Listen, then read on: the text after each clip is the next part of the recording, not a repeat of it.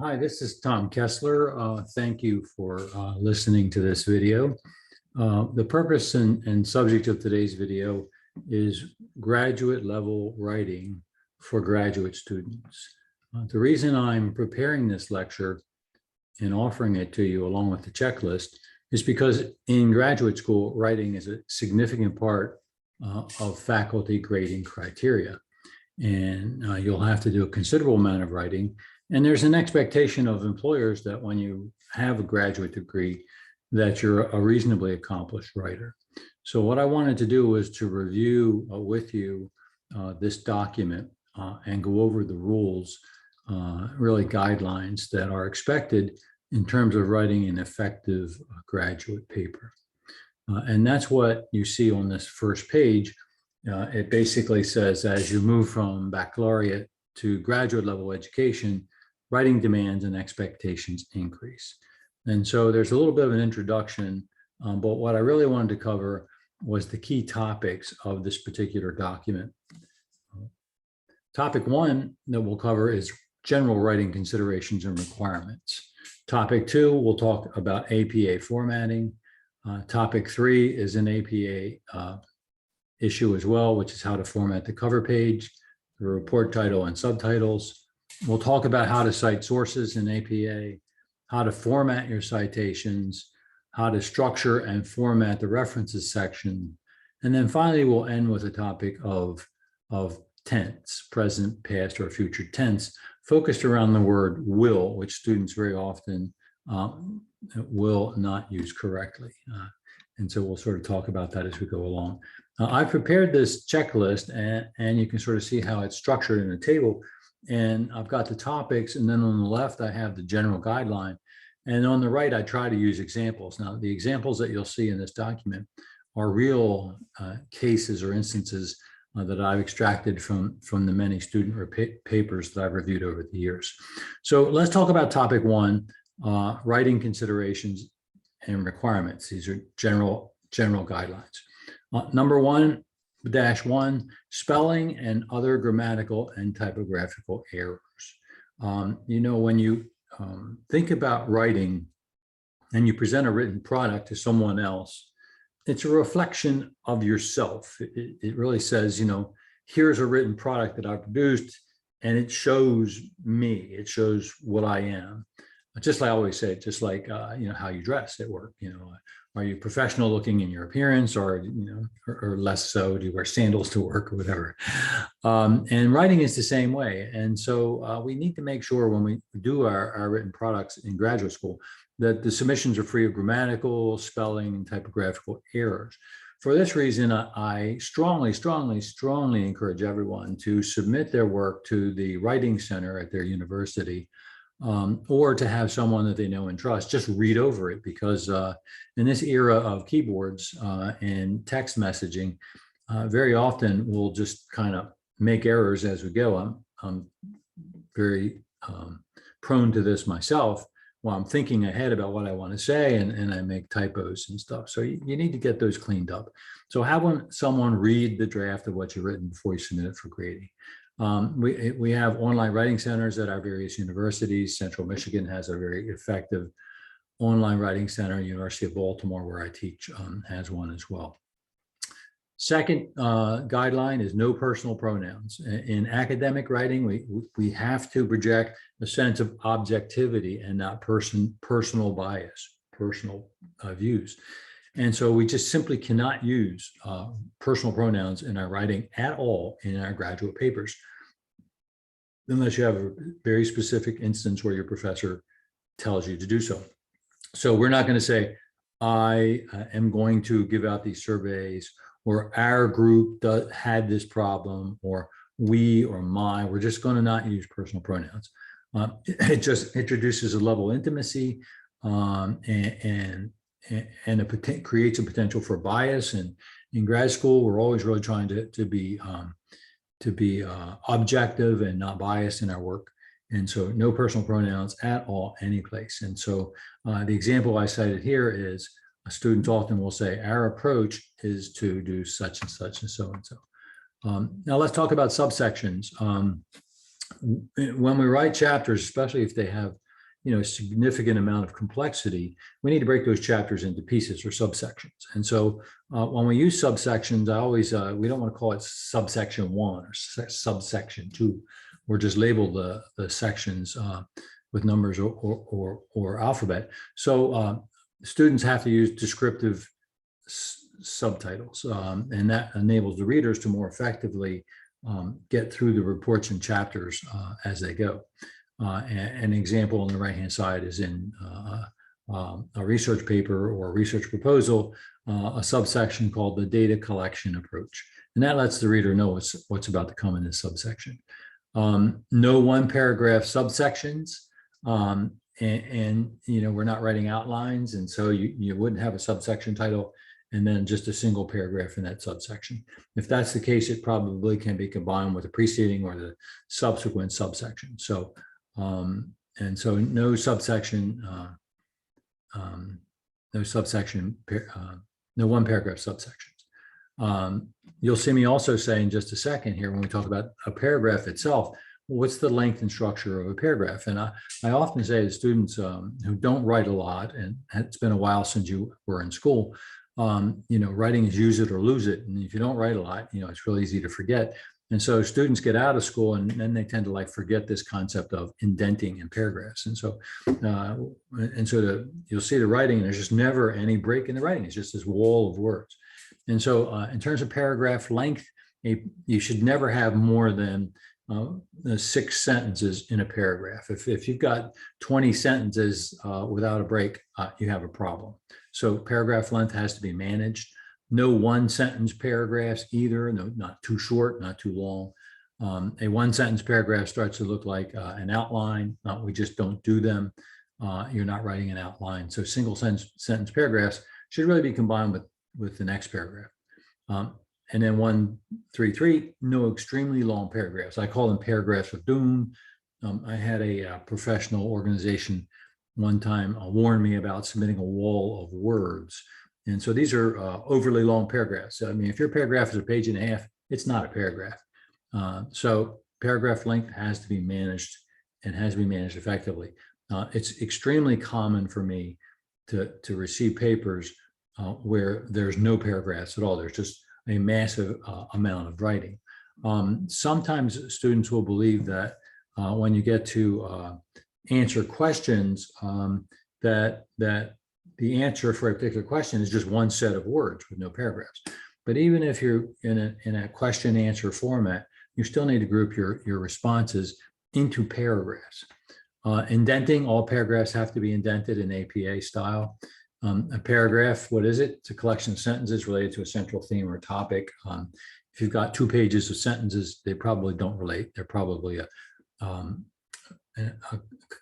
congregation, an assembly of just thoughts and ideas that are all over the place. And so we had to be careful about paragraphs and writing paragraphs. Bullet lists in scholarly papers and in academic papers. We just don't do bullet lists. We use them very sparingly. Sometimes when I receive a paper and students got 2 pages, they've taken an article and they said, in the article, they said you should do the following things, and then they have a list of bullets for 2 pages. It looks to me like students trying to make the paper seem longer, right? It just doesn't work. So use bullet lists sparingly. Express your thoughts in the expository style. Summarize what are the main points from those bullets. There are appropriate use of lists if you want to highlight something to stand out, as long as it's not too long, like the major research sub-questions of your paper, that makes sense. But a list should never be more than 1/3 of a page in length, never, ever. Avoid lists in most cases.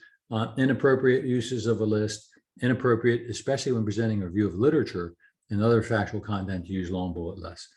Summarize the main message from that list of bullets. Just do not use them. Common grammatical problems that we run into when we're writing at the graduate level: run-on sentences. It's just amazing how often I see this. 2 distinct sentences written as a single sentence, separated by a comma. And there's an example on the right-hand side. Here's the example. There were 2 approaches to use. One was to reduce the number and the other was to increase staff. Written as 1 sentence, but you can see that's really 2 sentences. And you can solve it in two ways. One is split it in two sentences. The other way is put a semicolon in to break the sentence into two parts. Sentence fragments, again, a common thing that we encounter. A sentence fragment's an incomplete sentence because it lacks a subject, verb, or independent clause. Example, the moon is round, far away too. The far away too is not a complete sentence, it's a sentence fragment, right? Here's another one on the right-hand side. Looking at other organizations on the list of great places to work and reviewing their best practices and what they're doing to retain their team members. It's a fragment, right? It's not a complete sentence. What is it trying to say, really? 153, incorrectly spelled words, misspellings, common when writing quickly.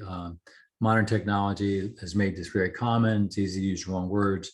I did this the other day. I sent out an announcement and I had a THEIR instead of THERE. And then a lot of students, I don't know if this is a regional language thing, or they say loose instead of lose. Like I lose my book or whatever. So you have to be very careful about that. And then you can see examples on the right-hand side that have adopted wellness programs. What have they done, DON, so, and what benefits have they realized? I took that out of a paper. You can see all the spelling issues there, right? And then another one is, to the roster of activities a student can participate in. It's just common. I just see this all the time. Grammar, using grammar properly. I always say writing is use it or lose it. And so if you don't practice, you don't have repetition, it's easy for your writing skills to lapse. And so you really have to have things edited before you submit them. Some examples: the number of students in the district school has enrolled. The number of students in the district school has enrolled determines the amount. Actual example. Coaches understanding this have came up with other ways to. So again, issues that we encounter very commonly, and we really need to be careful and to avoid. Okay, so let's talk a little bit about formatting a paper. A lot of times your instructor will give you some guidance on formatting your papers, but this is what the APA says we should do, and we're going to use the APA style. So in terms of formatting the paper, 8.5 by 11, 1-inch margins on both sides, no smaller, no larger. Sometimes students will go 1.5, but you can't do that. Number all pages in the upper right-hand corner. This is APA 7th edition. Left justify the content, don't center justify, where it spreads it out. So you got even edges on both sides of the paper. We don't do that. We left justify, we don't center justify. Indent all paragraphs. It's very, very common to see paragraphs either not indented or overly indented twice. So 5 spaces, 1 press, no exceptions. Be careful not to indent too far, and make sure you indent all paragraphs. Font and type size, you can use Times New Roman. This has really been updated with APA 7. They are more flexible in their fonts. So even though this says do not use any other font, I'll change this before I give this to any student, because APA has gone a little more flexible in the fonts. But be careful and try not to do like big, bold, and then different fonts and mixture fonts. Use one font and stay with it consistently. In terms of bolds, you can only use bolds, if your instructor says use bold in APA, we don't use bold. Same with italic and underline. In general, we don't italicize or underline any words, including the title, anywhere in the report. And I find that that's a very common thing. Students like to put bold and underline and italics. Spacing on the cover page, it's the only page of the entire report that's single spaced. Every other page, including references, it is double spaced. And when I say double spaced, I don't mean 1.2 or 1.5, I mean 2.0 in Microsoft or whatever word processor you're using. So everything else other than the cover page double spaced. Only the cover page itself is single spaced. Chapters, references, reference pages all should have start on a new page. Never start a chapter title in the middle of a previous page. Blank lines and spaces. Students love to have a lot of spacing in between their paragraphs. I guess it makes it seem like they're writing a longer paper, but APA is a very tight writing style. So no blank lines and no extra spacing in between paragraphs and sections. Keep everything nice and tight. No extra spacing before and after sections of paragraphs. And I show you on this thing how to set this. in Microsoft Office, Microsoft Word, if you are having problems and you're still getting spacing, even though there's no blank line there. So you can see on my guidelines here, I show you how to set that. Let's talk about spelling and abbreviating proper nouns, formal names of organizations, persons, places, and things. Proper nouns have to be capitalized. Humana Healthcare would all be capitalized. Dr. Lathan would be capitalized. University of Maryland. The major words are capitalized, University of Maryland, but the word of is not, and so on. So be careful about capitalization. Make sure proper nouns are capitalized.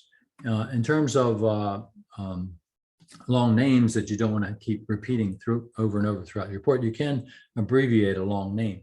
And the way you do that is the very first time in a report where you spell out the full name, in parentheses, you put the abbreviation that you're going to use, the one and only abbreviation.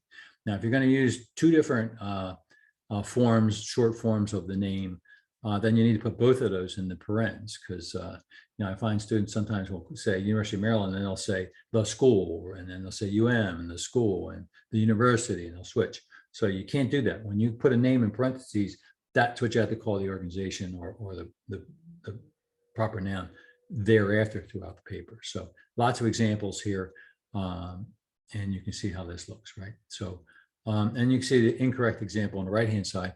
Financial Services Corp is a finance company, right? So we're using Financial Services Corporation was founded, and then later Financial Services is known as, and then another paragraph later referred to Financial Services Corporation as the company, and you can't do that. When you put a name in parentheses, that's the name that you're going to use for the rest of the paper. Easy one here, writing numbers. Numbers 0 through 9 are spelled out fully. Once you get to 10 and up, they're always written as numerals. I practice this in my emails and everything. I try to keep consistent on this. Numerals are never the first word in a sentence. Like you would never see a 2 and a 5, a numeral starting in the beginning of a sentence. Never. Right. Abstract, executive summaries. Use those when directed to do so. Otherwise, don't use those. Okay, let's go to topic 3. On topic 3, it's formatting the cover page, the report title, and the subtitles. In terms of the cover page, single space to cover page, I already mentioned that earlier. The report title has to be 2 inches below the top of the page, not right at the top of the page. And I show you here how to cause it to drop down a little bit if you need to. Also, we like to spread if your title's long and it needs 2 lines, rather than have just one word on the second line, I show you here how to get to the middle, some appropriate place in the title, and then to hit the shift key and the enter key, and then it'll break it down into 2 balanced lines. And so make sure your report title is centered and if it's across 2 lines. The format of the title, capitalize every single letter, not just the first letter of the title. It's just massively common problem issue that students don't capitalize the titles on the cover page. No bold words, no italic words, no title longer than 12 words, never format the title as a question, no punctuation marks at the end of the title, and no abbreviations in the title in general, unless it's like a massively long organization name. Organization names that are commonly recognized can be abbreviated, like the FBI, whatever. In this case, it says spell it out, but if you had it FBI in the title, it would be okay. But generally, in a formal sense, we like to spell out the title, all abbreviations in a title, and then we can start the abbreviation model that we talked about earlier when we get into the body of the paper. And then just be careful about typos, especially in the report title. It's shocking to me how many people submit papers with a typo in the report title. What am I supposed to think about a paper when it comes in and the cover page has a typo in the title? Immediately, I'm like, oh, this is not going to be a good paper. And so look at these examples on the right-hand side. These are real examples, right? Information, it's got 2 T's. Down below, program 4 construction, right? Okay. And then you can see on the 3rd example, extracurricular is spelled wrong. So just be careful that, have somebody look at that title before you submit it. The chapter title and subtitle format, chapter titles always start on a new page, chapters and references sections and appendices. There's a format here for subtitles. And the first level subtitle is the chapter title. So it's centered, bold title case. And then when you get to the second level, everything is left. And the third level, everything's left and italicized. So these are the cases where you can use bold and italics. The fourth level, it's indented, and the paragraph begins right at the end of the subtitle. And then at the fifth level, if you're ever going to have 5 levels, that means you're going in, subtopic to a subtopic to a subtopic. You probably won't use that 4th or 5th level very often. In terms of citing sources, requirements for citing sources: don't plagiarize, cite all factual information. Very often students will start out their paper talking about the organization, it was founded in this date by these people. And there's no citations, right? That has to be cited. Those are facts. And so very often it'll be coming from a website or a document or something. So cite your sources and just make sure that you always, when there's a factual statement, that you include a citation. Cite sources from published articles and studies. Always use the format in the section below that talks about the format. If you have sources for history, background, or details, some sources might be published, but others might be informal. It might be a website or a published report. It might be a document that's not available to the public. And so you still include the entry in your references, but when you include the entry in your references, you say that it's an unpublished report or document. Because what you're trying to do is to help your reader get to the information by sending them to the references, and then the references tell them where the information is. And when you say in the references that it's a unpublished report or document, then they know that they can't go get the information. Citing informal or unpublished document citations, just indicate that it's unpublished. Citing information obtained from unpublished reports, verbally from others, or based on personal knowledge of the organization. A lot of students want to talk about the situation they know about, but they didn't get the information from any source. Use footnotes in that case. Put a footnote and then right at the bottom of the page, indicate, as I said here, information obtained or observed through casual conversation, rather than part of a formal data collection effort or whatever. But put a footnote in there to say that this information comes from talking with my colleagues or whatever. So, but don't say my, because that's a personal pronoun. How do we cite sources? Okay, it's very important. And I have to help students with this all the time.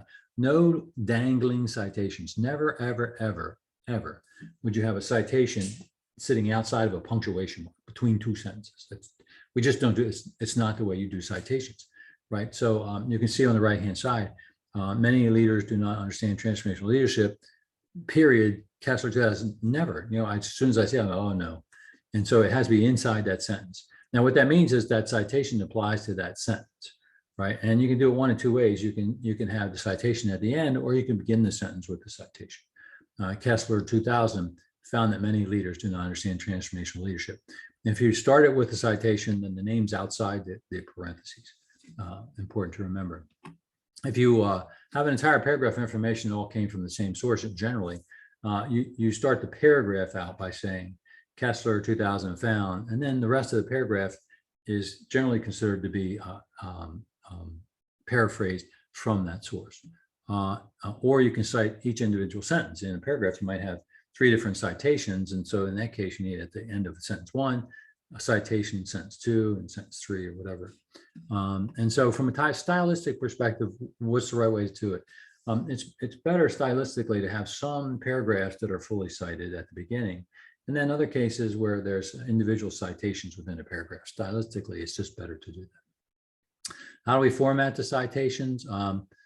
This is really important. APA is a really concise writing style. We generally like to avoid these phrases, and students love to put these phrases in. In an article by Kessler, or in a study by, and that's just, those are wasted words. Those are extra words and you don't need them. Go right to the source. Say Kessler, you can see on the right-hand side, in an article by Kessler, no. Kessler, or in a study by Jones, no. Jones and Smith found, right? So none of the in an article by and a study by, because your readers know that. So when you say Kessler 2000 found that, they know it's an article or study. So don't waste words, okay? Be very concise in your writing. Only cite the author's last name and date. Never include the title of a study or article. Don't include the author's first names. Don't do initials, nothing. right? Last name and date. Cite sources with no author names. If the article has no author name, cite it using the title, right? Example, Analysis of Leadership Styles, 2010 suggested that because there's no author name on that paper. Citing sources with no clear publication date. Always include a date if it's available. If the publication date is unknown, use n.d instead of a date. This stands for date not known. The exception is for URLs, right? Because with the URL, there's no date, pointing to a website, right? So when you cite your website, don't include the URL as a citation in the body of the report. Never in the body of a report shall we see a URL, right? So put the topic of the site or the name of the site or whatever in your citation. And then in terms of the date, put the current year where you're writing a paper. And that way we know that if the site changes later, that this was the way the site looked in this year, 2022. Okay. Citing direct quotes. If you cite direct quotes, you need to include the page number for the direct quote as well in your paper. We generally don't do a lot of direct quote citations in our graduate work. I'm almost done. I won't be much longer. Other questions about citing sources, the OWL guide at Purdue University is usually considered the gold standard online for looking up questions that you have about how to do APA style. Topic 6, the references section has to be after the last chapter, but before the appendices. Sometimes students put it after the appendices. Center of the page title, but don't include punctuation marks at the end. Double space all the references, but no blank lines or extra spacing between the entries. Using the hanging indentation style. I have examples over here on the right-hand side of hanging indentation. It's the opposite of paragraph format, right? Paragraph, you indent the paragraph and then you come back. Here, the first line is left justified and then the rest of the content is indented. That's called hanging indentation style. It's easy to do. If you're not sure about that, you can always use your search engine to figure that out. List the references in alphabetical orders. And again, if you have any questions, use the OWL guide. Are references and bibliography sections required? If you cite one thing in your paper, you have to have a references section. And the what's in the references must be cited in the paper. When I did my dissertation, I got in trouble for this, right? Because I had some things in my references that weren't cited in the paper. And my committee just knocked me pretty hard for that. So references has to be one-to-one match, citations to references, references to citations. If you have other things that you gathered in the course of your research and you want to share that information, you can add a bibliography section. It's pretty easy to do. You copy your references over and then you add the other things that you didn't cite in your paper. So bibliography is optional. Reference is mandatory if you cite one single thing. Last topic is about tenses and the use of this word will. And it's so common for students, really all writers, to misuse this word, right? We only use the word will to describe actions that will occur in the future. We don't describe them to occur a section that's about to appear, for example, right? So, and I have examples here. Surveys will be distributed starting on a future date. Interviews will be conducted, right? Once surveys have been returned, the data will be organized. These are things that will occur in the future. It's the only time you ever use the word will. Do not use the word will to describe present tense activities. In general, the word will should be avoided if you can avoid it. And you can see examples of when the will word should not be used. This report will examine, right? The report examines. This chapter will describe. Chapter's already written. The chapter describes. This research will only focus on. This research focuses on, right? This report will present the facts. This report presents the fact. The survey will include questions, but it's at the end, right? So the survey includes questions. No will words. Get rid of those, right? And there's just tons and tons of examples here. And then in terms of past tense, some students get nervous about me saying don't use the will word, and they start writing in the past tense all of a sudden. But really, not using the will word is really writing in the present tense. And so you really don't need to consider shifting to the past tense because I said this, right? So please don't overdo that. If you have any questions, talk to your professors. You can also do a lot of research online. I just wanted to present to you the major concepts of graduate school writing and getting A's on all your written products. So I hope this has been useful to you, and thank you for your time and for listening.